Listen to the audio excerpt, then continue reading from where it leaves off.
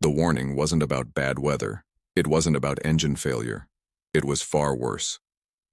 A trembling voice echoed through the cabin. Is there anyone on board who has experience flying an F-18 fighter jet? If you do, come to the cockpit immediately. For a moment, the entire aircraft fell silent.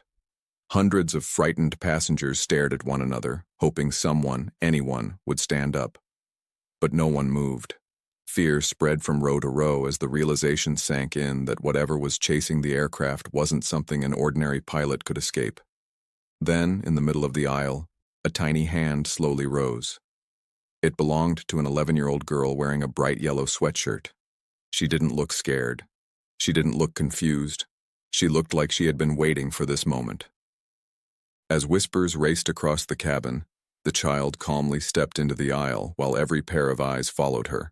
No one could believe what they were seeing, but within minutes, the fate of everyone on that aircraft would rest on the shoulders of the youngest person on board. Before we begin, comment below and tell us where you're watching from. Only 15 minutes earlier, Flight 782 had been one of those peaceful overnight journeys where almost everyone was asleep. Outside the windows, nothing but endless darkness stretched across the ocean. Inside the cabin, soft reading lights glowed above a few passengers finishing movies, while others rested under thin blankets, expecting to wake up safely at their destination. The engines hummed with the comforting rhythm that frequent travelers barely noticed anymore. At the controls sat Captain Daniel Carter, a veteran pilot with nearly 3 decades of experience. He had handled violent storms, emergency landings, and mechanical failures throughout his career. His calm judgment had earned the respect of every crew member who had ever flown beside him. But tonight was different. A pair of unidentified aircraft had suddenly appeared on military radar, closing the distance at impossible speed. They ignored every radio call and continued heading straight toward the passenger jet. While fear quietly settled inside the cockpit, an 11-year-old girl named Maya Brooks sat near the middle of the cabin, staring out the window with unusual focus. Unlike everyone else on board, she wasn't wondering what was happening. She was trying to figure out exactly how much time they had left. The captain's announcement shattered the calm like breaking glass. Within seconds, the quiet cabin turned into complete confusion. Parents pulled their children close. Some passengers desperately tried calling loved ones, even though there was no signal thousands of feet above the ocean. Others whispered prayers, convinced they were living the final moments of their lives. Every face carried the same question: who could possibly fly a fighter jet on a commercial flight? No retired military pilot stepped forward. No off-duty aviator left a seat. Every passing second made the silence heavier. Maya remained perfectly still. She closed her eyes for only a moment, replaying memories that no ordinary 11-year-old should have. Endless simulator sessions, strict instructors who never accepted mistakes. Lessons that began with one simple rule: when everyone else panics, your job is to stay calm. She slowly opened her eyes and looked toward the locked cockpit door. This wasn't a game. This wasn't another training exercise. For the first time in her life, every lesson she had spent years learning was about to be tested with hundreds of innocent lives depending on her decisions. Without saying a single word, Maya unfastened her seatbelt. The quiet click echoed louder in her mind than the frightened voices filling the cabin. Then she stood up and began walking toward the front of the aircraft. Maya had only taken a few steps before a flight attendant rushed into the aisle and gently blocked her path. "Sweetheart," she said, forcing a reassuring smile. "You need to go back to your seat. The crew is handling everything." Maya calmly shook her head. "No," she replied. "They're running out of time." The flight attendant blinked in confusion. "I know why the captain asked for an F-18 pilot. Please take me to the cockpit." For a brief moment, the woman thought the frightened child was simply in shock. Then Maya quietly spoke again. "The aircraft approaching us aren't ordinary planes. They're unmanned combat drones. If the captain keeps flying straight, they'll lock onto this aircraft within minutes." The attendant's smile disappeared. There was something unsettling about the girl's voice. No panic, no hesitation, just absolute certainty. How do you know that?" she whispered. "I've trained for situations like this," Maya answered. "Please don't waste another second." Unsure of what else to do, the flight attendant escorted her to the cockpit. Inside, Captain Carter turned around, expecting to see a decorated military pilot. Instead, a small girl stepped through the cockpit door. The captain stared in disbelief. "You're telling me," he said slowly, "that you're the fighter pilot?" Before anyone could laugh or send her away, Maya's eyes locked onto the radar display. Her expression changed instantly. "They're closer than I expected," she said. "And if we don't act now, none of us will make it." For several long seconds, no one in the cockpit spoke. Captain Carter searched Maya's face, hoping to find the nervous expression of a frightened child pretending to be brave. He found none. Instead, she was already studying the flight displays, her eyes moving rapidly across the radar, as if every blinking symbol told its own story. Then she pointed at the screen. "They're splitting apart," she said quietly. "One will force us into a turn. The second is waiting for us to expose our engines. They're working together." The first officer frowned. "How could you possibly know that?" Maya answered without looking away from the radar. "Because that's exactly how they were designed to hunt." The cockpit fell silent again. Captain Carter immediately switched to the military emergency frequency. "This is Flight 782. We have a passenger claiming classified fighter training. Request immediate verification." Static filled the speakers. Every second felt like an hour. Finally, a firm voice answered. "Flight 782. We confirm the passenger's identity." The captain's heartbeat stopped for a moment. The voice continued. "Listen carefully. Fighter aircraft are already airborne, but they won't reach your position for another 16 minutes. Captain Carter swallowed. "We don't have 16 minutes. "You don't," the officer replied. "That's why you're going to trust the girl standing beside you." The cockpit became deathly quiet.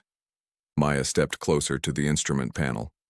"Captain," she said, her voice steady despite the lives depending on her. "From this moment on, every second counts. I'll tell you exactly what to do, but once we begin, there will be no turning back." Captain Carter slowly wrapped both hands around the controls.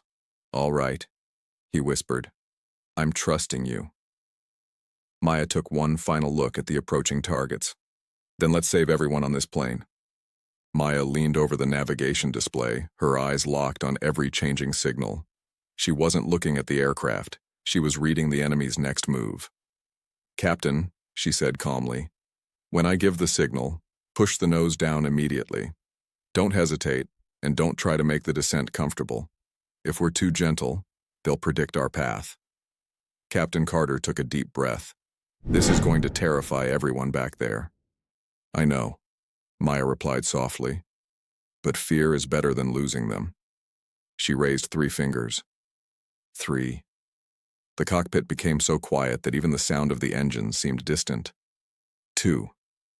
Outside, the 2 hostile aircraft continued closing in, their radar signatures growing larger with every heartbeat. 1. "Now." Captain Carter shoved the control column forward.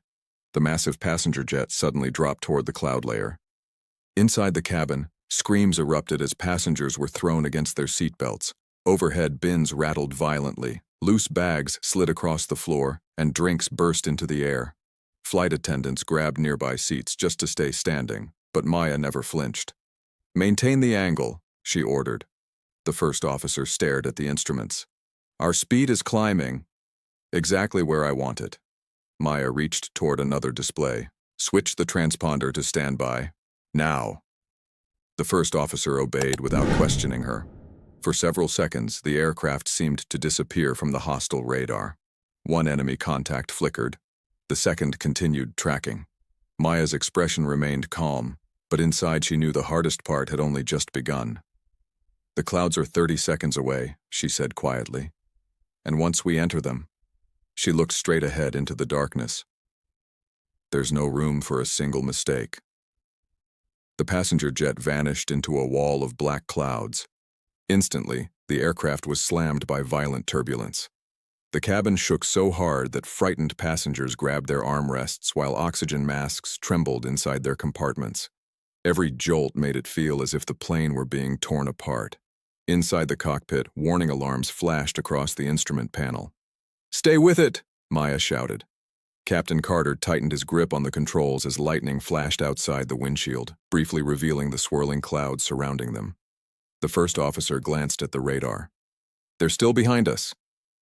"They're following our original flight path," Maya replied. "That's exactly what I wanted." She quickly pointed to the attitude indicator.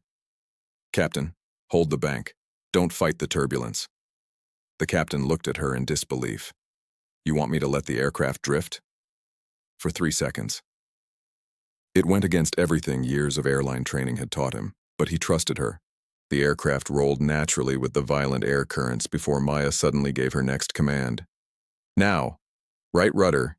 Easy. Hold it." Captain Carter responded instantly. The enormous jet swung onto a completely different heading. For a brief moment, every radar return changed. The first officer leaned closer to her screen. "Wait." One hostile target overshot their position. The second began circling, unable to predict where the airliner had gone. "They've lost us," she shouted. "Not completely," Maya answered, refusing to celebrate. "They're searching, and they'll find us again." As if proving her right, 2 new radar contacts suddenly changed direction. "They're adapting," the first officer warned. Maya took a slow breath and looked toward the dark sky ahead. "Good. That means they're exactly where I need them to be." The captain stared at her in astonishment. "What are you planning now?" Maya never looked away from the radar. "We're about to turn their own strategy against them." The cockpit was silent except for warning alarms and the steady hum of the engines. Every pair of eyes was fixed on the radar. The 2 hostile drones had recovered from the confusion. They were turning back, sweeping the sky in search of the missing airliner. "They're closing again," the first officer said, her voice barely above a whisper. Maya nodded. "I expected that." She glanced at the navigation display and quickly calculated a new route. "Captain, make a 12-degree turn to the left, nice and smooth. Hold it for 90 seconds. The massive jet gently changed course. To the terrified passengers, it felt like another ordinary correction. To the drone's guidance systems, it completely changed the aircraft's predicted flight path. Seconds later, one drone briefly locked onto the airliner. "Target lock," the first officer shouted. Maya didn't panic. "Drop 2,000 feet. Now." Captain Carter reacted instantly. The aircraft descended sharply, and the radar lock vanished. "Direct hit avoided," the first officer said, letting out a breath she hadn't realized she was holding. Then, 2 fast-moving signals suddenly appeared on the military radar. Captain Carter leaned closer. "Are those—" A new voice crackled over the emergency radio. "Flight 782, this is Falcon Squadron. We have visual contact with both hostile targets. Stay on your current heading." The cockpit froze. Maya looked through the windshield toward the dark horizon. Tiny flashes of light raced across the night sky. Seconds later, bright streaks shot forward like falling stars. One drone disappeared from the radar, then the second. The radio came alive once more. "Both hostile aircraft destroyed. Your flight path is secure. Repeat, the threat has been eliminated." Captain Carter closed his eyes for a moment, releasing a breath he had been holding since the nightmare began. He picked up the cabin microphone. "Ladies and gentlemen, this is your captain." His voice cracked for the first time in 30 years. "I'm honored to tell you, we're going home." The cockpit remained silent. Only then did Maya finally allow herself a small smile. For the first time that night, she believed every soul on board would live to see the sunrise. For a few seconds after the captain's announcement, the cabin remained completely silent. It was as if nobody believed the nightmare was really over. Then, one passenger began clapping. Another joined. Within moments, the entire aircraft erupted into applause. Some people laughed through their tears, while others hugged complete strangers. Parents held their children tightly, grateful for a future they had almost lost. Even the flight attendants, who had fought to stay calm throughout the crisis, quietly wiped tears from their eyes. Inside the cockpit, Captain Carter slowly removed his headset and turned toward Maya. The little girl who had calmly directed every life-saving maneuver now looked exactly like what she truly was, an exhausted 11-year-old child. "You saved every one of us," the captain said quietly. Maya smiled gently and shook her head. We all did, she answered. You trusted me when it mattered most. The captain lowered his eyes for a moment, overwhelmed by the weight of those words. A short time later, Maya quietly left the cockpit. As she walked through the cabin, conversation stopped. Every passenger turned to watch the small girl who had somehow become the reason they were still alive. No one cheered. No one shouted. The silence carried far more respect than words ever could. When Maya finally reached her seat, a flight attendant handed her a bottle of water. Is there anything else you need? She asked softly. Maya thought for a second before giving a tired smile. If you still have some roasted cashews, I'd really like those. The flight attendant laughed through her tears. I'll bring you the whole bag. Nearly 3 hours later, the aircraft touched down safely. Waiting beside the runway were emergency crews, military vehicles, and several unmarked black SUVs. Before the passengers were allowed to leave, a small team quietly boarded the aircraft. Without making a scene, they walked straight toward Maya. The real story was only beginning. The doors of the aircraft finally opened just as the first rays of sunrise painted the runway in shades of gold. While the passengers reunited with their families, Maya quietly followed 2 government officials through a private exit away from the crowds. There were no cameras, no speeches, and no celebration waiting for her. Inside a small conference room, investigators replayed every second of the flight on large radar screens. They praised her decisions, questioned every maneuver, and confirmed one undeniable fact. Without her calm thinking, Flight 782 would never have reached the ground. Hours later, after every report had been signed, one official smiled and asked, "Is there anything you need before we continue?" Maya didn't ask about medals. She didn't ask if anyone knew what she had done. She simply said, "Can I call my mom?" A phone was placed in front of her. It rang once. "Maya?" Her mother's worried voice answered immediately. "I'm okay, Mom," Maya whispered with a tired smile. "I'm safe." There was silence. Then her mother quietly cried with relief. Weeks later, news of the mysterious flight spread around the world. A passenger's video showing a young girl walking toward the cockpit sparked endless questions. News channels argued. Experts debated. Some called her a genius. Others questioned how someone so young could carry such responsibility. Maya ignored the headlines.